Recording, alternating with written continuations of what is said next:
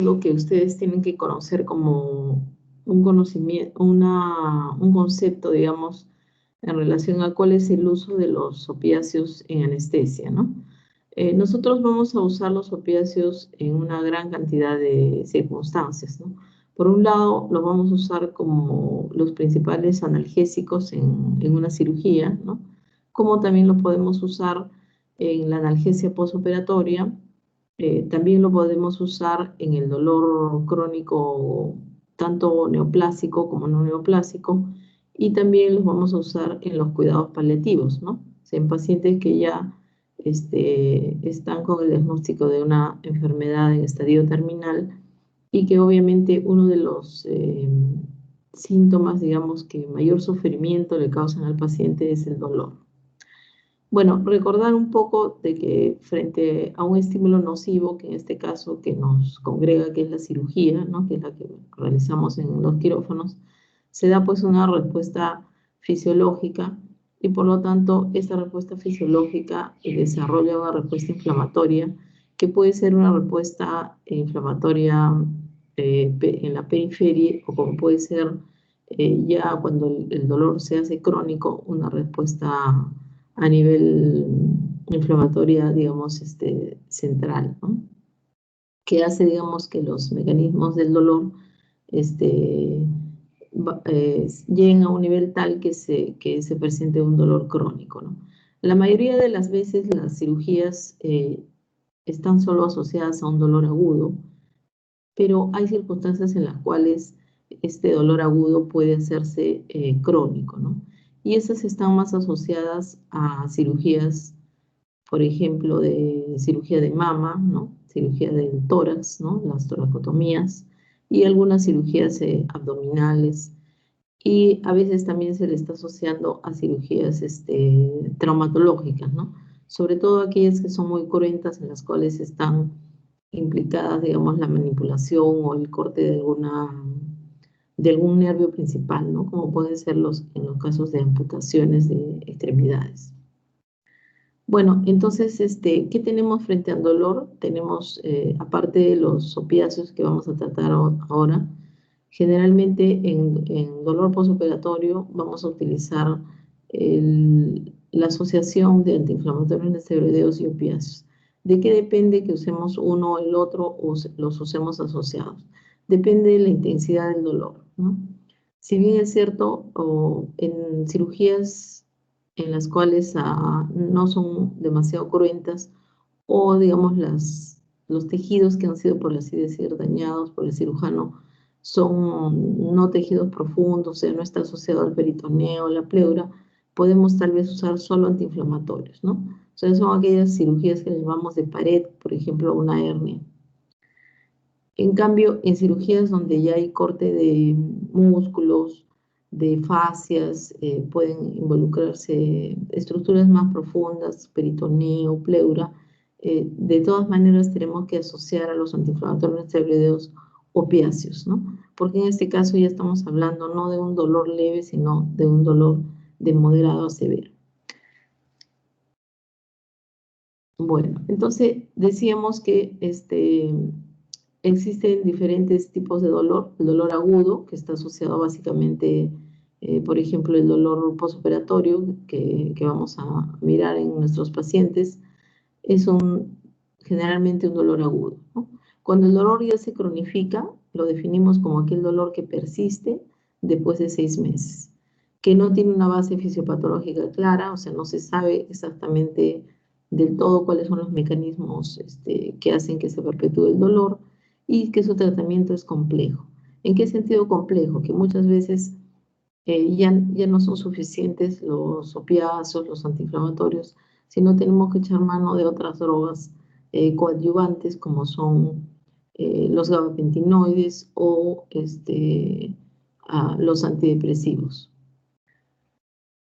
En el dolor neuropático, que es un dolor también en el cual está asociada una lesión nerviosa, ¿no? Como decíamos, la lesión de los nervios intercostales, del nervio ciático, o de algunas terminaciones más pequeñas que producen un dolor de características que diríamos, anormales, ¿no? En la cual el paciente puede estar asociado a parestesias, está asociado de pronto aumento de la temperatura en ese lugar, a una sensación de quemazón. Este tipo de dolor neuropático, como decíamos, ya tenemos que usar algunas otras drogas como son los bloqueadores de canales de calcio, las carbamazepinas o los antidepresivos tricíclicos. Entonces es un paciente que ya se convierte en un paciente polimedicado, ¿no? O sea, que lleva más de una droga para tratar su dolor. Ahora, vamos a ver qué fármacos opiáceos usamos más frecuentemente, ¿no? Ya sea para el dolor, digamos, agudo o el dolor crónico. Y generalmente los opiáceos, como decíamos al principio, están asociados, que están indicados, perdón, en dolor moderado a grave, ¿no? En el dolor leve no debemos dar opiáceos. Justamente en Estados Unidos se ha desatado la crisis de los opiáceos, ¿no? Debido a que ha habido una mala información sobre el uso de opiáceos y muchos cirujanos eh, le daban al paciente que no tenía un dolor muy importante opiáceos durante el perioperatorio, y incluso si el paciente lo pedía, porque realmente a veces algunos de los fármacos opiáceos pueden producir, digamos, una sensación tan agradable que el paciente puede querer seguir sintiendo, digamos, esa sensación a pesar que ya no tiene dolor, ¿no? De tal forma que comenzaron a recetar ellos oxicodona en pacientes posoperados, ¿no? Y digamos que este tratamiento de la oxicodona y otros, algunos morfina, qué sé yo, iba más allá de los días indicados, ¿no? Generalmente los opiáceos los debemos usar para el dolor, como decíamos, moderado, severo, agudo, importante, y que en el perioperatorio está asociado, pues, a las primeras 48, 72 horas, ¿no? Pero si el hecho de continuar dándole opiáceos por 12 días, 14 días al paciente, ha condicionado que esos pacientes hagan cuadros de adicción, ¿no? Entonces, en Estados Unidos ahorita están viviendo esta crisis y están, bueno, desarrollando una serie de estrategias para que esto cambie, ¿no? Pero eso básicamente asociado a que los médicos no han tenido el suficiente conocimiento para hacer la indicación adecuada de estas drogas, ¿no? Bueno, recordar ya de sus estudios de farmacología, la morfina. Los opiáceos están clasificados en agonistas, antagonistas y agonistas, antagonistas, ¿no? En el caso de la morfina es considerado un agonista natural, ¿no? Y de él se derivan otros agonistas sintéticos y semisintéticos. Generalmente la morfina está asociada al dolor agudo intenso y a dolores crónicos, ¿no? Que es ahí donde se debe usar. Entonces, la morfina va a actuar sobre receptores Mu que están localizados en cerebro, en el tronco encefálico, en la médula espinal, en terminaciones periféricas aferentes. O sea, es una droga que tiene, digamos, receptores a nivel central y también a nivel periférico.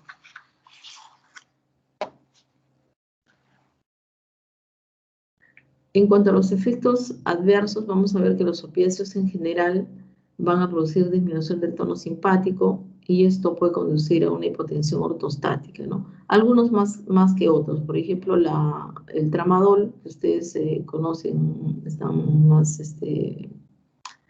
digamos, han usado más con frecuencia, ya sea incluso para dolores tipo cólico o cualquier otro tipo de dolor, digamos, por trauma. El tramadol es uno de los que más puede llevar a este cuadro de hipotensión ortostática. Se ha visto que también producen liberación de histamina, ¿no? Esto produce un fenómeno de vasodilatación con también hipotensión, ¿no? Y algunos de los opiáceos pueden producir bradicardia. Dentro de los efectos respiratorios más frecuentes vamos a tener que los opiáceos producen una depresión a nivel central, ¿no? Con una disminución de la respuesta del centro respiratorio al CO2 y que puede llevar incluso a estados de apnea, ¿no? Entonces, por lo tanto, los opiáceos se deben Primero, indicar en dolores importantes, ¿no? De moderados a severos. Y segundo, hacer una titulación. Esto significa que no todos los pacientes pueden necesitar la misma dosis, de tal forma que debemos usar una dosis inicial y de ahí ir titulando hasta encontrar digamos, la dosis necesaria para ese paciente y para ese tipo de dolor. En cuanto a los efectos digestivos, vamos a ver que van a actuar sobre los receptores vulvares y a nivel central y del tubo digestivo, produciendo náuseas, vómitos y estreñimiento, ¿no? Quizás estos efectos adversos de los opiáceos son los que de alguna forma nos obligan a que cuando usemos opiáceos, definitivamente, como ya sabemos que van a producir náuseas, vómitos y estreñimiento, debemos asociarlos pues a un laxante, que podría ser generalmente laxantes que van a condicionar, digamos, una aceleración, digamos, del tránsito, pero que les dé el que más se adecue al paciente, ¿no? El que sea más, que le cause menos, digamos, menos molestias. Y en cuanto a náuseas y vómitos, igualmente debemos asociarlo ya de frente a un antiemético, ¿no? O sea, no debemos esperar que el paciente presente los efectos deseables para darle la medicación, ¿no? Entonces, siempre que usamos opiáceos, recordar usar el antiemético y el medicamento para evitar el estreñimiento. Dentro de los efectos indeseables a nivel genitourinario, producen tenesmo vesical, o sea, hay una espera para la micción, y retención urinaria, que está asociada sobre todo en pacientes, más diré frecuente, en pacientes ancianos, ¿no? O pacientes que estén postrados. A nivel del sistema nervioso central van a producir sedación, confusión, mareos, euforia, mioclonías. Esto está muy asociado al estado, digamos, metabólico, el estado previo que tiene el paciente y obviamente a la dosis, ¿no? Porque ya se le considera, digamos, dosis tóxicas para ese paciente si tiene algún grado de delirio, de confusión, de mioclonías, incluso puede llegar a las convulsiones e incluso al coma, ¿no? Entonces, la utilización excesiva de opiáceos también cuando están a dosis mayores a las necesarias, aparte de toxicidad, pueden producir una hiperalgesia, ¿no? O sea, al contrario de para lo que están indicados, en un estado digamos, de tener un mayor dolor, que el paciente presenta un mayor dolor que el que normalmente debiera presentar debido a digamos, un trauma o a la lesión que ha tenido.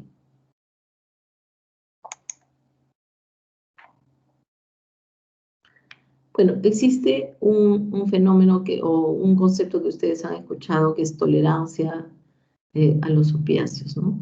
La administración de opiáceos puede desarrollar tolerancia en la medida de cuánto tiempo el paciente vaya a tener indicación, ¿no? Eso generalmente lo van a ver en pacientes que reciben en forma crónica, ¿no?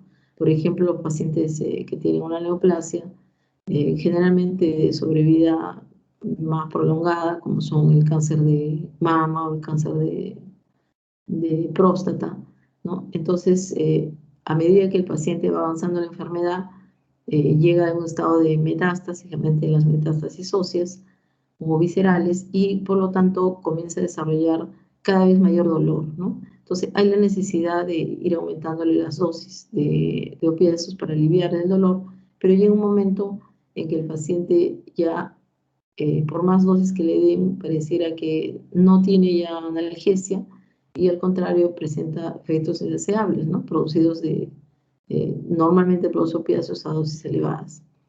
De tal forma que estamos frente a lo que llamamos una tolerancia a opiáceos, ¿no? O sea, por más que le demos más dosis, el paciente sigue continuando presentando dolor y ya no le sirve, por así decir. Entonces ahí tenemos que hacer dos cosas, o rotar opiáceos, o sea, cambiar, por ejemplo, si le estamos dando morfina a cualquier otro, metadona o psicodona, según sea el caso del paciente, o en el peor de los casos, usar otras drogas, ¿no?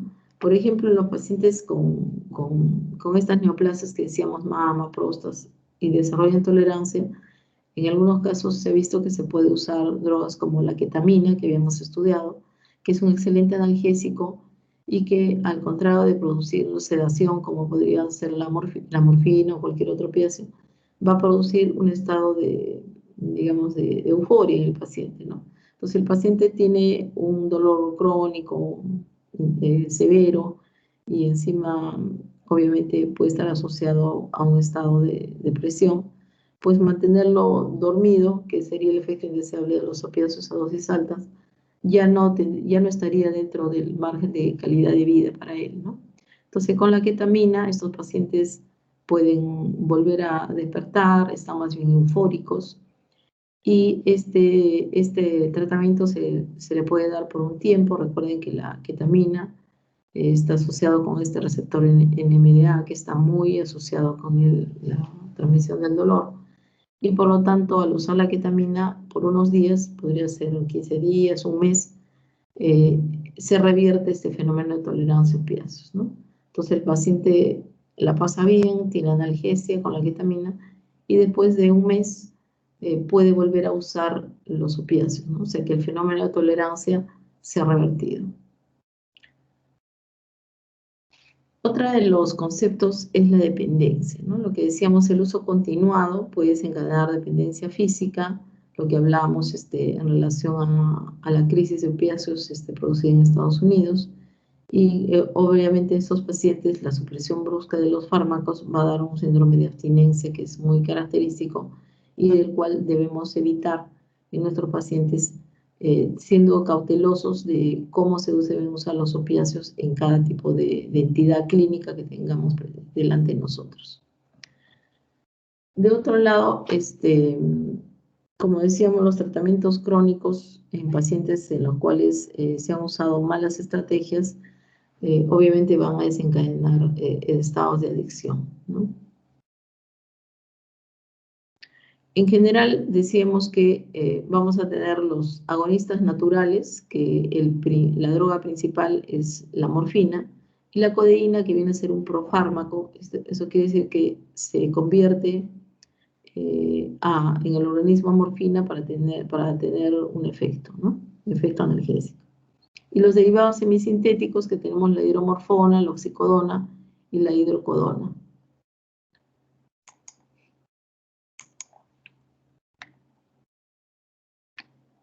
Decíamos, para hablar de morfina, morfina es la droga, digamos, que se usa de comparación para poder titular las otras, ¿no? Tanto las semisintéticas o las sintéticas. De tal forma que nosotros iniciamos dando morfina a un paciente, la titulamos, y cuando llegamos al efecto analgésico, continuamos dándole esa droga, y si queremos cambiarla, pues usamos tablas, ¿no? Equianalgésicas, para ver cuánto le correspondería al paciente de otra droga en relación a la dosis de morfina que estaba recibiendo. Para recordar algo, como ustedes saben, la morfina se metaboliza a nivel hepático. Obviamente por glucuronización tenemos dos metabolitos: el glucurónico 6 de morfina, que es el que tiene la actividad analgésica; el glucurónico 3 de morfina, que tiene, digamos, es el causante de algunos de los efectos de toxicidad o indeseables, como son la excitación, las alucinaciones o los fenómenos de hiperalgesia. La excreción el metabolismo de la morfina entonces pasa por el fenómeno del primer paso, ¿no? A nivel hepático, y por lo tanto, cuando lo damos por la vía oral, solo diríamos una cantidad de ella va a ser el efecto, digamos, analgésico, ¿no? Y sus metabolitos activos que conversábamos secretan por orina. Por eso tenemos que tener mucho cuidado en relación a aquellos pacientes que tienen algún grado de insuficiencia renal, porque en ellos tenemos que disminuir las dosis o, en todo caso, pasar a otro tipo de mórfico. Tenemos varias presentaciones de la morfina oral de liberación retardada, que es la que más usamos en pacientes, digamos, de uso crónico. Tenemos también la transcutánea de liberación sostenida, o sea que aquella que podemos usarla, digamos, para tratamientos ya mucho más prolongados, en pacientes que tienen ya, digamos, un dolor crónico no neoplásico o neoplásico. La presentación subcutánea o endovenosa, ¿no? Que se puede dar tanto por administración a través de una lita subcutánea o directo en la vena, con la cual generalmente se usa para titular al paciente, o sea, para ver cuál es la dosis que le corresponde, vamos incrementando la dosis hasta encontrar la que le corresponde a ese tipo de dolor que tiene el paciente. También la morfina la podemos usar por la vía epidural o subdural, o sea, a nivel raquídeo, en el cual se ha visto que la analgesia es mucho más eficaz, ¿no? De tal forma que podemos, con dosis menores, producir una analgesia importante, ¿no? O sea, por ejemplo, si por la vía endovenosa tenemos que usar 10 miligramos de morfina, por la vía epidural o intrarraquídea, que es como la usamos los anestesiólogos cuando hacemos una anestesia espinal o epidural, las dosis son mucho menores. Por ejemplo, por la vía endovenosa 10 miligramos, por la vía epidural 2 miligramos y por la vía intrarraquídea podemos usar entre 100 y 200 microgramos. Entonces, como ven, la administración raquídea nos da la posibilidad de dar dosis muy pequeñas y tener efectos, digamos, gran eficacia analgésica, ¿no? Lo cual hace que la usemos mucho en anestesia nosotros y así tengamos pocos efectos indeseables en el postoperatorio asociados a los mórficos, ¿no? En cuanto a la codeína, vamos a ver que la codeína, como decíamos, es un profármaco, ¿no? Que se convierte en el organismo morfina y es así como tiene su efecto. Antes se usaba mucho en el dolor moderado y en el dolor postoperatorio, ¿no? Pero en realidad se ha visto que justamente por diferencias, digamos, en el metabolismo de un sujeto a otro, no es una droga muy útil porque no da, digamos, una analgesia muy predecible en todos los pacientes, ¿no? De tal forma que últimamente ya no se le usa prácticamente como analgésico postoperatorio, sino se le usa más por su efecto antitusígeno y antidiarreico, ¿no? Entonces, como vemos, la mayoría de las presentaciones de codeína se están usando asociadas a paracetamol, ¿no? Porque se ha visto que la asociación con paracetamol pues le confiere una mayor calidad analgésica, ¿no? Entonces ahora vemos en tabletas la presentación codeína-paracetamol, que es muy útil, digamos, para dolores leves a moderados, ¿no? Y también decíamos la codeína sola como antitusígeno, que se usa tanto en pacientes portadores, digamos, de tos crónica o en pacientes también en estadios terminales de la vida que tienen tos. Pero en realidad la codeína ya no se debe usar en niños, ¿no? Ha dejado de usarse en niños. En relación a los opiáceos sintéticos, ¿ya? Vamos a tener los derivados de la feniletilaminas, de los cuales encontramos la metadona, que es una droga muy útil que se usa básicamente en el dolor crónico y se usa también en pacientes que son adictos a la heroína para desintoxicarlos, ¿no? Y las fenilpiperidinas, que dentro de las cuales tenemos las drogas que usamos más los anestesiólogos, fentanilo, pitidina, sulfentanilo, el fentanilo y remifentanilo. El fentanilo es la droga que más usamos asociada ya sea a Ceborán, ¿no? Los inhalatorios que han visto ustedes con el doctor Pinedo, o asociadas a los hipnóticos que habíamos visto la semana pasada, es decir, a Propofol, ¿no? Para hacer una anestesia, una técnica, por ejemplo, endovenosa. O sea, podemos usar fentanilo asociado a Propofol para técnicas anestésicas endovenosas, entonces ya tenemos el analgésico y el hipnótico. Y además tendríamos que asociarle un relajante neuromuscular, con lo cual tendríamos ya una anestesia endovenosa total, digamos, pura, sin necesidad de usar inhalatorios, ¿no? Pero el fentanilo es tan versátil que también lo podemos usar para disminuir las dosis analgésicas, digamos, de los anestésicos inhalatorios. Entonces podemos usar lo que se llaman las técnicas combinadas, que técnicas balanceadas que son la asociación de inhalatorios con fentanilo, ¿no?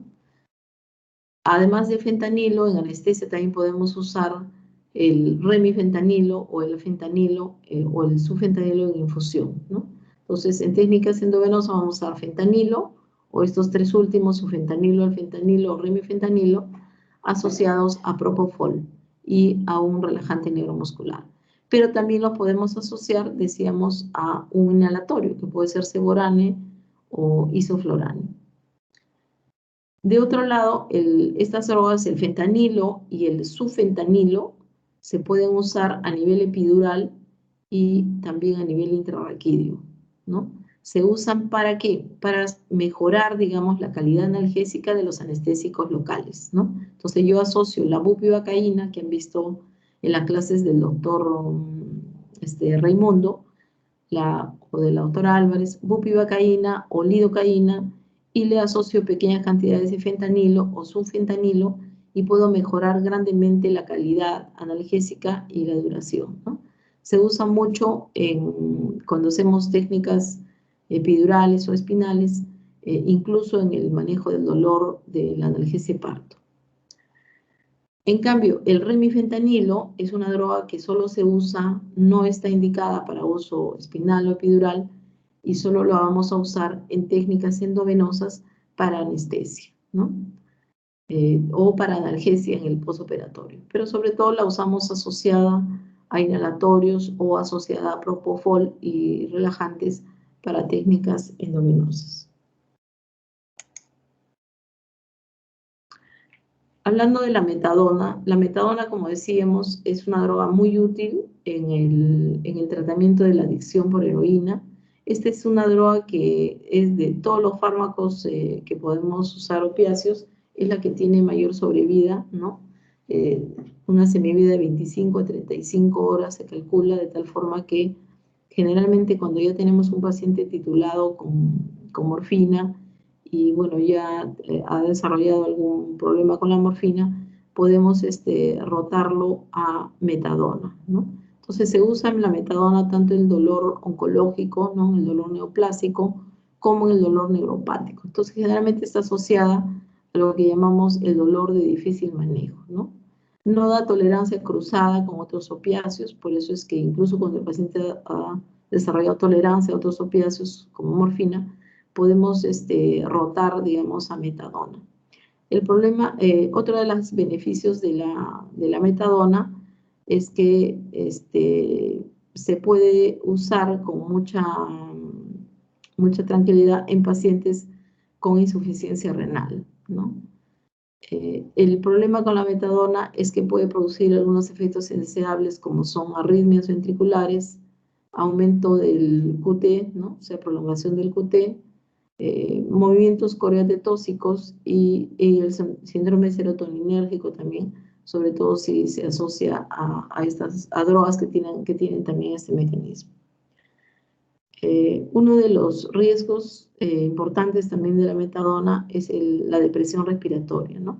Esto básicamente asociado a la semivida prolongada que tiene esta droga. Entonces, por lo tanto, primero tenemos que hacer una buena titulación con morfina, y cuando ya tenemos la decisión de pasar a metadona, pues igualmente usamos dosis equianalgésicas, pero de inicio podemos disminuir un 25% de la dosis que le tocaría e ir viendo cómo se presenta, digamos, los efectos indeseables. Básicamente que sería el más importante, que es depresión respiratoria. El fentanilo, que es la droga que decimos que más usamos los anestesiólogos de los fármacos opiáceos, no tiene una duración corta, quiere decir que el bolo generalmente su efecto nos va a durar entre 30 a 40 minutos nada más, ¿no? Y la ventaja de esta droga, que es 75 a 100 veces más potente que morfina, ¿no?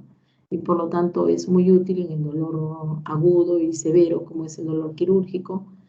En cuanto al a la presentación, el fentanilo generalmente viene en ampollas para uso endovenoso, que es como la usamos los anestesiólogos, pero también viene en tabletas para chupar, que se usan mucho en pacientes con dolor crónico, neoplásico, no neoplásico, en los cuales, digamos, se usa para lo que se llama el dolor irruptivo. El dolor irruptivo se refiere a aquel dolor que, digamos, no sucede en un momento X, que el paciente ya está siendo controlado por otros fármacos, que puede ser fentanilo en parche o morfina, y de pronto le aparece un dolor súbito, intenso, ¿no? Y por lo tanto, para este dolor irruptivo que aparece de pronto, podemos hacer que el paciente chupe, digamos, como le llaman en España, su chup de fentanil, y de esa forma pueda aliviar ese dolor momentáneo que tiene, ¿no? Ahora, los parches transdérmicos de fentanilo también son de liberación prolongada. Quiere decir que ya yo no tengo que tenerlo conectado a una vía, ¿no? Y dándole infusión, sino le puedo poner un parche y el parche va liberando, digamos, lentamente el fármaco y, y le dura pues varios días, ¿no? Bueno, el sulfentanilo, que es una droga muy parecida al fentanilo, es una droga incluso aún más potente que fentanilo, ¿no? No la tenemos en el país, pero igual como habíamos comentado, se usa por la vía endovenosa y por la vía epidural o subdural. El remifentanilo, que es el más reciente de todas estas drogas sintéticas que usamos los anestesiólogos, tiene un metabolismo y eliminación rápida porque se une a proteínas plasmáticas y se metaboliza por esterasas en el plasma, parecido a propofol, ¿no?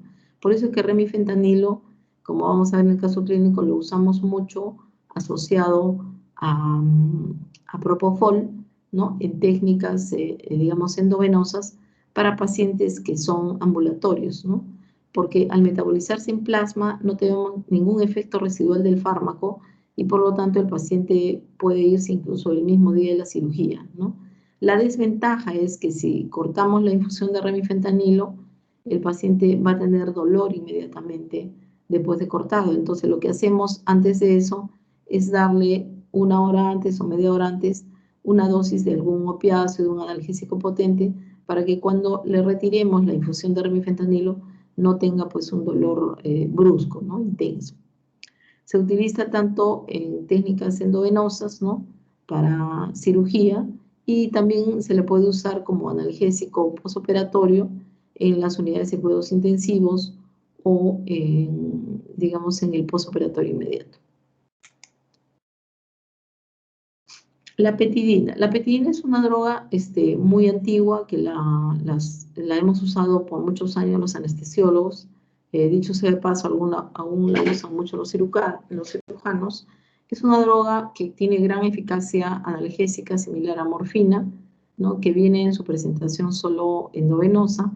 El problema con la petidina es que que no se pueden usar más allá de 48 horas, debido a que dentro de su metabolismo se produce un metabolito que se llama la norpetidina. Esta norpetidina se ha visto que está asociada a efectos deseables como excitabilidad del sistema nervioso central y convulsiones. De tal forma que la podemos usar en algunos casos, pero en 24 a 48 horas se usa cada 6 horas la dosis que se calcula a 1 miligramo kilo de peso, pero más allá de estas 48 horas no debiera usarse porque podríamos tener estos riesgos, sobre todo en niños, en edades extremas de la vida o en pacientes que tienen problemas hepáticos, ¿no? Este metabolito también se secreta por riñón, entonces también tenemos que tener cuidado en pacientes con insuficiencia renal. A diferencia del resto de opiáceos, que todos los opiáceos producen miosis, ¿no? La petidina produce midriasis. Entonces, esto diríamos que cuando tenemos a veces intoxicaciones, podría ser una forma de diferenciar, digamos, qué opiáceo ha recibido el paciente, ¿no? La pedina se usa mucho en el dolor agudo, en las emergencias para el cólico renal, ¿no? Que suele ser un cólico digamos, un dolor agudo de gran intensidad, ¿no? Descrito por muchos autores, por muchos pacientes como peor que el dolor de parto, ¿no? Entonces, usado en la emergencia, por gente que maneja la vía aérea, pues va a ir bien porque generalmente se usa no más allá de 24 horas, ¿no? Pero en sí para el dolor postoperatorio en cirugías grandes casi ya no se está usando porque podemos echar mano de otras drogas. Bueno, hablando un poco de los agonistas antagonistas o agonistas parciales, tenemos que hablar de esta droga que es muy nueva, la buprenorfina. La buprenorfina, bueno, nueva para nuestro país, pero en otros países ya desde hace muchos años existe en su presentación bioral y de poco menos años en su presentación en parche. Aquí en el Perú solo tenemos la presentación en parche. Y la buprenorfina, pues es una droga que la vamos a usar en el dolor crónico, ¿no? En pacientes generalmente este dolor crónico que tiene que ver con el dolor neoplásico, ¿no? En aquellos pacientes que están usando, digamos, morfina y llega un momento en que el paciente se va a ir a casa y de pronto no tiene quien le supervise la administración por la vía oral de morfina o la subcutánea, quien le ponga debajo en el tejido subcutáneo la inyección. Entonces, este paciente puede ir tranquilamente con su parche de buprenorfina, que le va a durar, digamos, 7 días. La droga, igual que el parche de fentanilo, va a haber una liberación, digamos, liberación prolongada y vamos a poder tener que nada más la necesidad de cambiar el parche el efecto dura más o menos casi 4 días, ¿no? Entonces puede cambiar y bueno, cambiar el parche incluso lo podría hacer el paciente, ¿no? En cambio, las otras formas de administración bioral o de pronto subcutánea siempre necesita alguien que supervise, digamos, ¿no? Entonces, muchos de los pacientes neoplásicos pueden usar buprenorfina como una de las drogas de rotación cuando ha desarrollado, por ejemplo, tolerancia a morfina o cuando tiene efectos indeseables de la morfina, ¿no?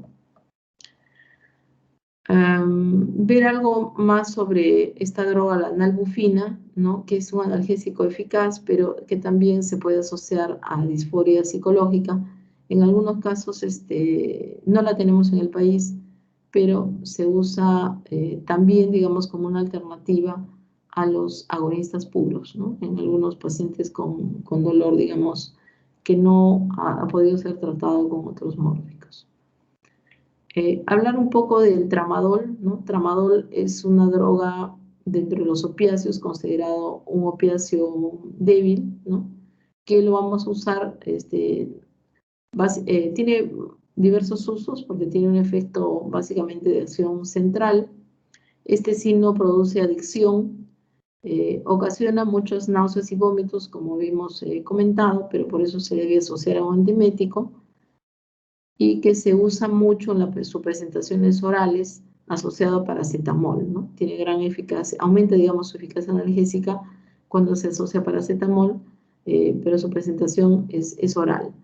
Tenemos también una presentación en ampollas y esta la podemos usar tanto en el dolor postoperatorio agudo como en el manejo de algunos dolores agudos que vienen también por la emergencia, pero siempre teniendo en cuenta que tiene un efecto de náuseas y vómitos y de hipotensión y que por lo tanto debemos usarlo en administración lenta y tener, digamos, vigilado al paciente, ¿no? Si es por la administración endovenosa. El tramadol también se puede usar por la vía subcutánea y es como lo usan muchos pacientes que tienen, por ejemplo, dolor crónico o dolor neoplásico. También el tramadol se puede usar en gotas. También vienen gotas para este dolor irruptivo que decíamos, o sea, que el paciente que está recibiendo sus dosis digamos, estables, digamos, ya de morfina o de cualquier otro de los mórficos, pero le sobreviene un dolor en cualquier momento, entonces puede usar tramadol en gotas, se absorbe muy bien por la vía incluso oral o sublingual y calmar, digamos, su dolor de forma más inmediata, ¿no? Bueno, algunas palabras más de tramadol, decir que es una droga bastante útil en dolor moderado, ¿no? Y en dolor postoperatorio también se puede usar en infusión continua, en dolores de moderados a severos, ¿no? Pero siempre asociada a otras drogas, ¿no? Por ejemplo, asociado a metamizol, asociado a los AINES como el ketoprofeno o el ketorolaco, o asociado a paracetamol también en infusión endovenosa, ¿no? Entonces, siempre cuando es un dolor ya más severo, el tramadol, que es un opiáceo débil y que solo debiera usarse en dolor moderado, se puede asociar con AINES, con metamizol o con paracetamol para su uso en dolor ya más severo, como puede ser el dolor agudo postoperatorio. Ahora, hablar algo de naloxone. La naloxone, como ustedes saben, es un antagonista opiáceo. Se usa, digamos, para revertir el efecto tóxico o el efecto indeseable de los opiáceos, ¿no?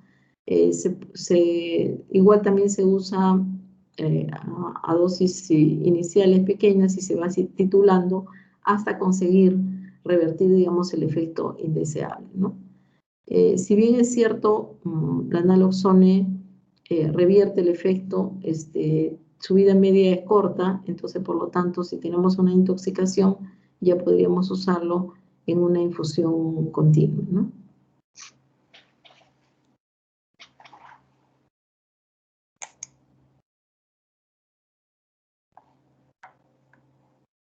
Si tienen alguna pregunta,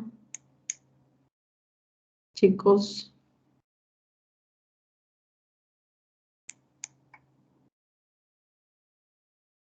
Hola. ¿Para el tramadol se usa con frecuencia? ¿O cuál es el opiáceo que se usa más frecuentemente? Como les digo, una droga muy, muy usada es el tramadol, ¿no? O sea, dentro de los opiáceos débiles, el tramadol, porque se puede usar en dolor moderado a severo. Entonces, por ejemplo, un paciente de traumatología, ¿no? Se ha hecho un pequeño trauma, digamos una contusión, o se ha hecho un esguince, o tiene, digamos, una fractura, pero que ya se la han reducido, ¿no? Se han puesto los huesos en su lugar, o una luxación, puede usarse tranquilamente tramadol, incluso puro, ¿no? Pero si el dolor es más intenso, como el dolor postoperatorio, podría usarse tramadol, pero asociado siempre a un fármaco que no es opiáceo, ¿no? Como decíamos, paracetamol, metamizol o un AINES como ketoprofeno o diclofenaco, ¿no? Cualquiera de estos. ¿Alguna otra pregunta?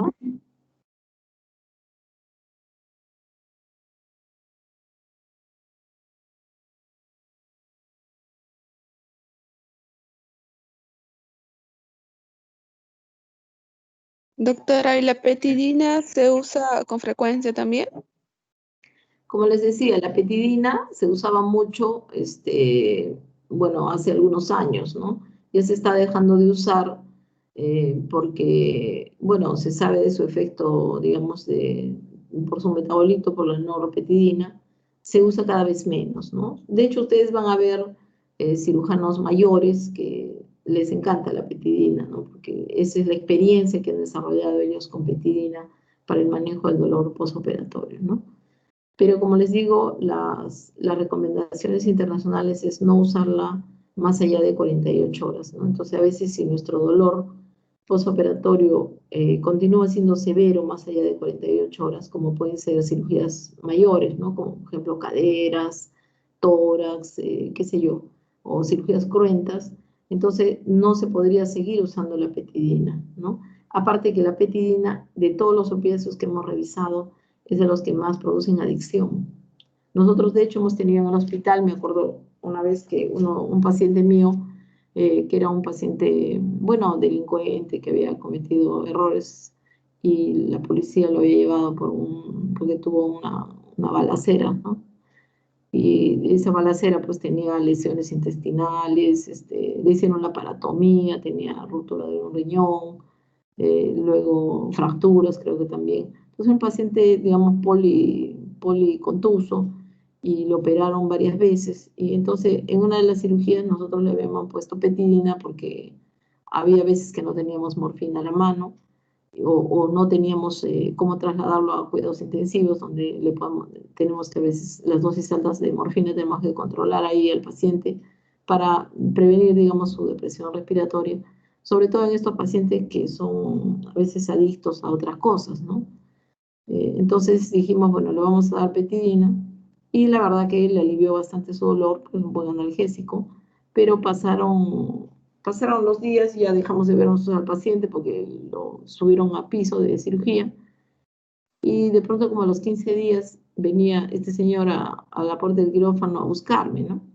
¿Y qué había pasado? Que en algún momento, seguro cuando yo le fui a colocar su petidina, averiguaría mi nombre y me venía a buscar ya con nombre, ¿no? Entonces el que abre la puerta del quirófano me decía, doctora, hay un señor que viene todos los días. Yo le he dicho que no le toca, pero él viene, que quiere hablar con usted. Entonces yo decía, qué raro. Entonces cuando salí a verlo, era este paciente, ¿no? Y me decía, doctora, usted es una maravilla, la única persona que me ha aliviado el dolor es usted. Y por favor, quiero que me recete de nuevo ese medicamento, ¿no? Yo ni me acordaba del paciente mucho y digo, a ver, ¿de qué se trata? Le digo. Y me habló de la petidina. O sea, él ya se había averiguado qué medicamento era, todo, y por lo tanto quería que la recete, que me iba a pagar lo que sea para que la recete petidina, ¿no? Entonces también tenemos que usar los fármacos con criterio de alguna forma, ¿no? Por ejemplo, definitivamente hay una mayor tendencia en algunos sujetos de desarrollar dependencia, ¿no? Pero lo que yo estaba pensando que este paciente en el piso, porque nosotros en quirófano nunca le damos más allá de 24, 48 horas de petidina al paciente, ¿no? Y de hecho no habíamos tenido ningún caso de esos. Pero es muy probable que este paciente en el piso, y de hecho ya después lo conversé con los cirujanos, le habían seguido recetando petidina, ¿no? O sea, él inmediatamente le decía a la enfermera, doctora o enfermera, me duele, me duele, me duele, y que llame al médico, insistía, y los residentes iban y le recetaban petidina, ¿no? Que es lo que, bueno, le causaba una sensación muy placentera, y que obviamente ya había desarrollado adicción, pues, ¿no? El problema con la petidina también es ese, que de los fármacos, estos opiáceos, es uno de los que está más asociado a adicción. Es más fácil desarrollarlo, muy rápido. ¿Alguna otra pregunta? Doctora, en cuanto al tramadol, usted dijo que producía náuseas, vómitos y estreñimiento, y para ello le daban tanto un antiemético o un laxante, pero en sí esas reacciones adversas se producen en todos los pacientes. ¿Cómo saber para poderle dar un antiemético o un laxante al paciente? Mira, en realidad este tramadol produce más náuseas y vómitos que estreñimiento, digamos. O sea, lo más frecuente es náuseas y vómitos. El estreñimiento, digamos, está asociado a veces en los primeros días de aquellos pacientes que van a usar tramadol vamos a poner, por un dolor neoplásico, ¿no? O sea, cuando recién empieza el dolor por la neoplasia, nosotros no usamos morfina de arranque, ¿no? Vamos usando los mórficos menores, como son el tramadol, algunos usan codeína, y luego ya vamos avanzando, ¿no? En la escalera analgésica de la OMS, y ya vamos avanzando hacia morfina. Entonces, cuando usamos tramadol de inicio, los primeros días el paciente puede desarrollar, de hecho, náuseas, vómitos, estreñimiento, pero por eso, como ya sabemos que los opiáceos van a producir eso, le debemos asociar siempre un antiemético. Ahora, el uso agudo de tramadol, que es el que hacemos nosotros en el quirófano para el dolor postoperatorio, sí que lo vemos. Si no le ponemos un antiemético, el paciente definitivamente desarrolla más náuseas y vómitos, ¿no? Porque deben tener en cuenta que el postoperado tiene más riesgo de hacer náuseas y vómitos, ¿no? Porque muchos de los estímulos que produce el cirujano en el quirófano, la cirugía misma, va a desencadenar también náuseas y vómitos. Y si esto lo asociamos a tramadol, pues el paciente la va a pasar mal, ¿no? Porque un paciente postoperado que tiene la herida ahí, que con las justas no quiere moverse, no quiere respirar muy profundo, y encima tiene que vomitar, eso le va a producir más dolor, ¿no? Y es una sensación muy desagradable. Entonces debemos siempre usar antieméticos, ¿no?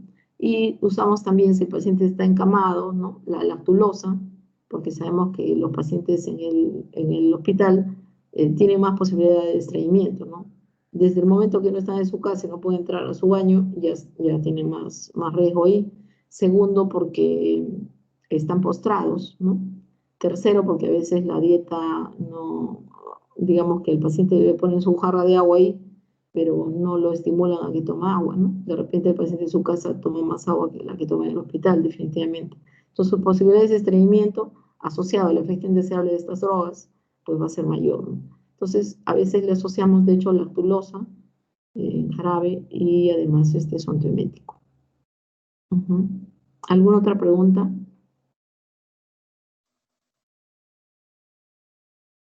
Doctora, nuevamente, no escuché muy bien. ¿Dijo que la mayoría de los opiáceos producían miriasis, pero la petidina producía miosis, o me estoy No, confundiendo? al contrario, todos los Al contrario. opiáceos, dentro de su efecto, digamos, efectos normales, es producir miosis, ¿no? Ujú. Pero la petidina es el único que no produce miosis, ¿no? Sino al contrario, midriasis. Ya, doctora, gracias.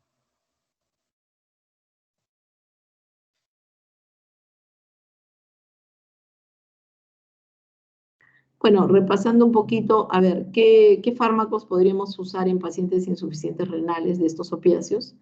Eh, en renales podríamos usar metadona, ¿no? Como habíamos revisado, fentanilo y buprenorfina, ¿no? Estas tres drogas se pueden usar tranquilamente en insuficientes renales. En cambio, la morfina tiene más posibilidades de acumularse y de causar efectos indeseables en el paciente, ¿no? En insuficientes hepáticos, de arranque igual el fentanilo, ¿no? También la metadona.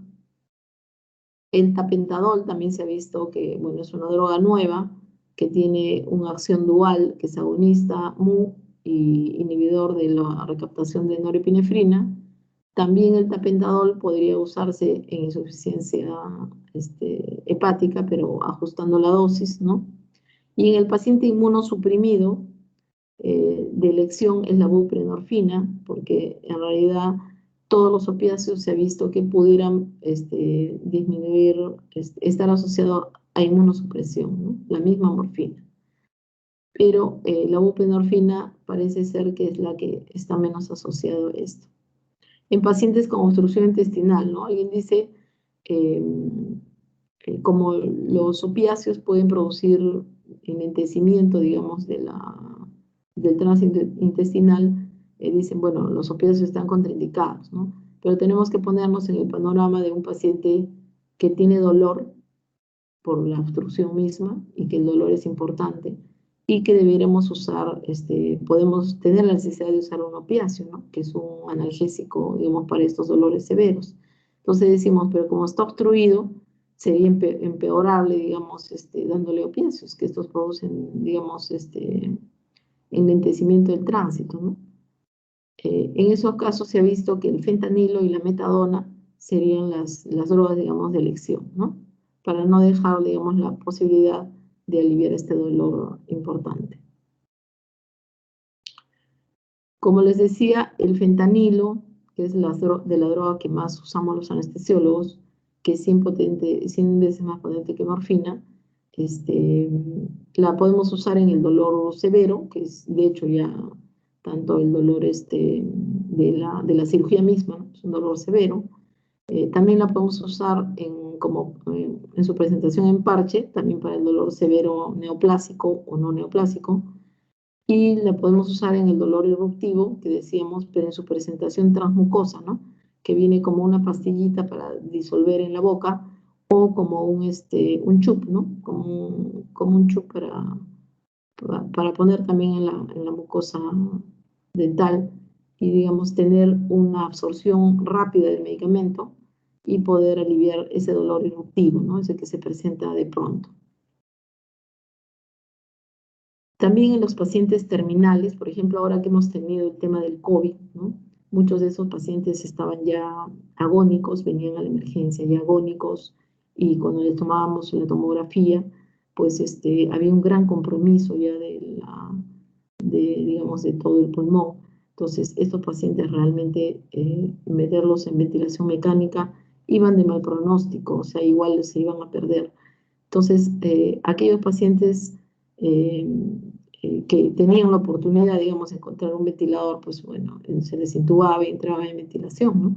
Pero había otros pacientes que llegaban y no había ya ventilador, pues, ¿no? Pero la disnea, o sea, el estado ese de disnea que tiene el paciente, ya sea ahora que lo hemos visto en el COVID, o en aquellos pacientes en estadios terminales de la vida, ¿no? Que presentan disnea, es una disnea que le va a producir una sensación de mucho sufrimiento al paciente, de desesperación, de angustia, ¿no?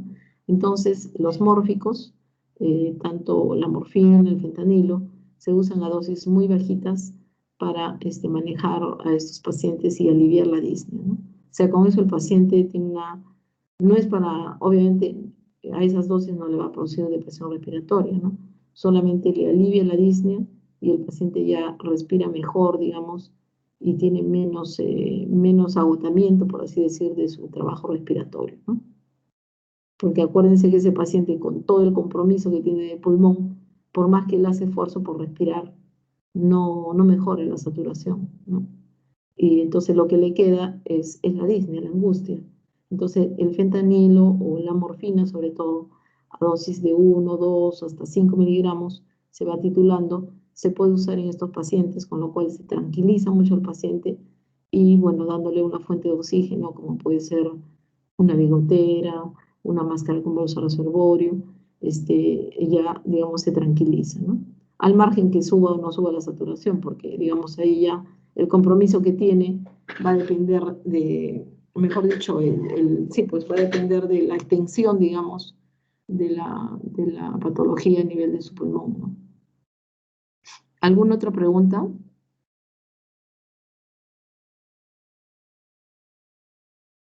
Hola. No, doctora. Doctora, Sí. había mencionado el uso de estos opioides en lo que es la anestesia regional.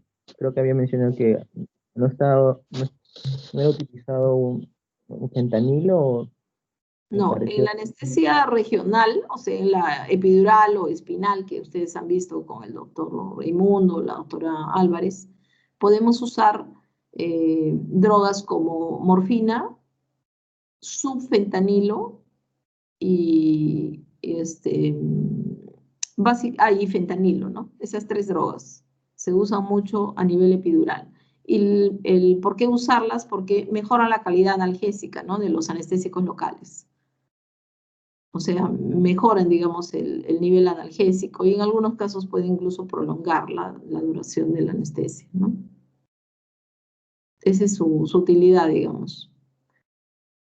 Y además que usan pocas dosis, ¿no? O sea, por ejemplo, si yo tengo que aliviarle el dolor a un paciente después de una cesárea o después de una laparotomía, tendría que ponerle de pronto entre 5 a 10 miligramos de morfina, ¿no? Con lo cual puedo tener más efectos indeseables, ¿no? En cambio, si yo uso morfina por la vía intratecal, voy a usar 100 microgramos, o sea, es una dosis muy pequeña, ¿no? Entonces el efecto indeseable ya no se da o se dan muy pocos, como el prurito, ¿no? Pero bueno, un paciente que está con un dolor intenso, que tenga un poquito de prurito, no es algo que lo va a angustiar, ¿no? En cambio el dolor sí lo va a tener más angustiado, más comprometido, ¿no? ¿Qué tal? ¿Quedó claro eso por la vía intratecal epidural? Como había escuchado, creo que el remifentanil había dicho que no se utilizaba No, algo el así. remifentanilo no, el remifentanilo no se usa por la vía epidural regional, no. Ese solamente se usa por la vía endovenosa. Ya, Ahora gracias. vamos a ver en el caso clínico el uso de remifentanilo. Bueno, chicos, vayan juntando sus preguntas si tienen alguna más y lean bien su caso clínico y nos vemos a las 9. Sí, doctora. ¿Ya? Ok, chao.